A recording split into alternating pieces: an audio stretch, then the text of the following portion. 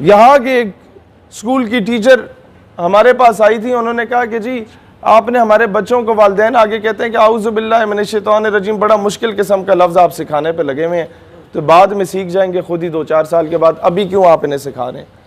United nation development project का एक seminar था, तो उधर कोई 17-18 स्पीकर्स थे, तो सारे लिबरल्स थे। गलती से उन्होंने मुझे भी बुला लिया बतौर स्पीकर 2 साल पहले। तो आगे जो 350-400 स्टूडेंट रिप्रेजेंटेटिव्स मुख्तलिफ यूनिवर्सिटीज़ के टॉपर्स जो बुलाए थे, उनका ताल्लुक भी कौम लिबरल से ही था। तो हुआ कुछ यूं कि पहले तो मैं सोच रहा था कि घुमा फिरा के बात की जाए और किसी तरीके से हाजिरी लगवा के बंदा चला जाए, क्योंकि पब्लिक उस तरह की थी नहीं कि वो हमारी बात को इम्पोर्टेंस देती या सुनती।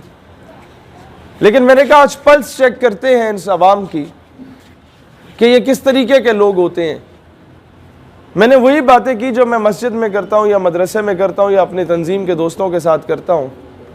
बिलीव यू मी, मुझे 10 गुना बेहतर रिस्पॉन्स वहाँ से मिला। और जब मैं वहाँ से जाने लगा तो वो मॉड स्कॉट्स खवातीन भी वो ऑटोग्राफ जब लेने आई, मैंने कहा बहन तुम्हारा तो हुलिया बता रहा है कि तुम्हारा नज़रिया उस लिबरल साहब जो मुझसे पहले ख़िताब कर रहे थे उनसे मिलता जुलता है, तो आप मुझसे ऑटोग्राफ क्यों ले रही हैं। तो उसने कहा भाईजान कसूर तो अड्डा है, तुसा कभी सानू अप्रोच किया है, आप तो हमें लिबरल कह के नज़रअंदाज कर देते। एक यूनिवर्सिटी जहाँ पर मुझे दाखिला भी नहीं मिला था, इतने मेरे मार्क्स नहीं थे, वहाँ हम लोग 2 मरतबा बतौर मेहमान खसूसी गए उसी डिग्री में। वहाँ पर 1000 एंड अबव मार्क्स लेने वालों को पूरे पाकिस्तान की क्रीम को इकट्ठा किया जाता है। वहाँ जब हम महफ़िल गुफ्तगू हुए तो पब्लिक से, उस अवाम से, उन नौजवानों से अल जिहाद की सदाएं बुलंद हुई। एक अजीब सी कपकपी तारी थी पूरी यूनिवर्सिटी की एडमिनिस्ट्रेशन पे कि होने क्या जा रहा है यहाँ पर। तब मुझे अंदाजा हुआ कि इश्क़ रसूल की कैफियत हर मुसलमान के दिल में राख में दबी चंगारी की मानंद मौजूद है। कसूर हमारा है कि हमने आज तक उसे हवा ही नहीं दी कि वो शोला बन के भड़क उठे। हम लोगों ने उन जगहों पे जाके उन्हें अप्रोच ही नहीं किया। और लिबरल माफिया इसी तरीके से बैरूनी ताकतें उनमें घुसी हैं और उन्होंने पूरे सिस्टम को हाईजैक किया है। आपके मुस्तकबिल का आर्मी ऑफिसर वहां से निकल रहा है।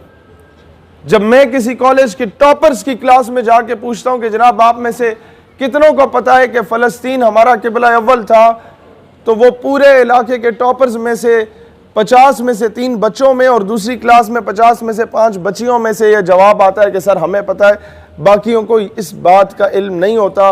और ये वो टॉपर्स हैं जो मुस्तकबिल में आपके आर्मी ऑफिसर होंगे, जो मुस्तकबिल में आपके असिस्टेंट कमिश्नर होंगे, जो मुस्तकबिल में आपके MNA होंगे, जो मुस्तकबिल में आपके मिनिस्टर होंगे, जो मुस्तकबिल में आपके साकिब निसार जैसे पूरे टाइप के जज होंगे। जब उन्हें उस बेसिक्स का ही नहीं पता, को फ़लस्तीन की बहन के सर से जब दुपट्टा खींचा जाएगा तो उसे तकलीफ तो नहीं होगी भाई, वो चाहे किसी मकाम या ओहदे पे पहुंच जाए, क्योंकि बाद में तो उसकी तबलीग करने वाला होगा क्यों नहीं, कोई भी नहीं होगा। वालिदैन बरीउ ज़िम्मा 8000 हम फीस देते हैं अपने बच्चे की, स्कूल जाने बच्चा जाने।